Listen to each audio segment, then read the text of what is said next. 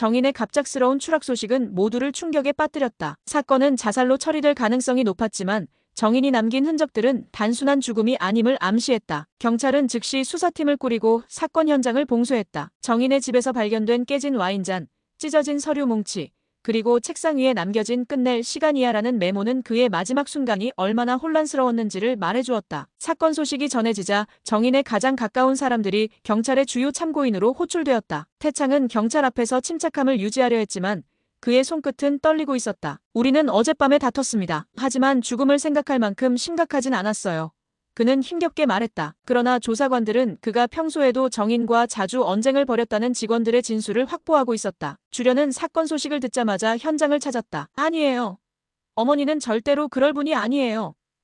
그녀는 기자들 앞에서 눈물로 항변했다. 그러나 정인의 마지막 몇 주간의 행동을 알고 있던 사람들은 주련의 말을 믿지 않았다. 특히 정인이 주련과의 갈등을 회피하며 태창과도 거리감을 두고 있던 사실이 밝혀지면서 의혹은 더욱 커졌다. 그날 밤 선혜는 정인의 유품을 정리하다가 낯선 서류를 발견했다. 서류는 정인이 태창의 비리와 관련된 정보를 정리해둔 것이었고 그 내용은 태창을 곤란하게 만들 만한 것들이었다. 선혜는 이 서류를 경찰에 넘길지 말지 고민했지만 태창의 뻔뻔한 태도를 떠올리며 결국 이를 경찰에 제보했다. 경찰이 수사를 확대하면서 정인의 죽음을 둘러싼 스캔들은 점차 커져갔다. 우진 역시 경찰의 조사를 받게 되었는데 그는 정인이 사건 전날 밤 자신에게 보낸 마지막 문자를 공개했다. 넌 내가 가진 마지막 희망이었어. 이 메시지는 모두를 놀라게 했고 우진은 눈물을 흘리며 정인 대표님은 항상 저를 보호하려 했습니다. 절대로 스스로 생을 마감할 뿐이 아니에요 라고 말했다. 이 와중에 설아는 정인의 마지막 행적을 추적하며 뜻밖의 사실을 알게 되었다. 정인은 사망 전날 밤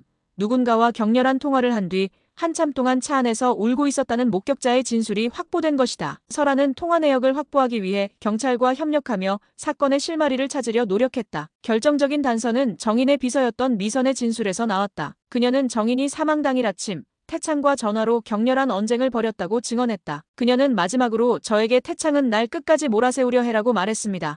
미선은 떨리는 목소리로 말했다. 사건은 마침내 선혜가 경찰에 제출한 태창의 비리 서류가 공개되면서 새로운 국면으로 접어들었다. 서류에는 정인이 태창에 숨겨진 비리를 폭로하려 했다는 내용이 담겨 있었고 이것이 그날 밤 태창과 정인의 마지막 대화를 결정지은 요소임이 밝혀졌다. 정인의 죽음이 자살인지 타살인지에 대한 논란은 여전히 계속되었지만 경찰은 사건과 관련된 주요 인물들을 정밀 조사하며 결론을 향해 나아가고 있었다. 한편 정인의 죽음을 둘러싼 미스터리는 각 인물의 어두운 비밀과 얽히며 더욱 혼란스러운 스캔들로 확장되고 있었다.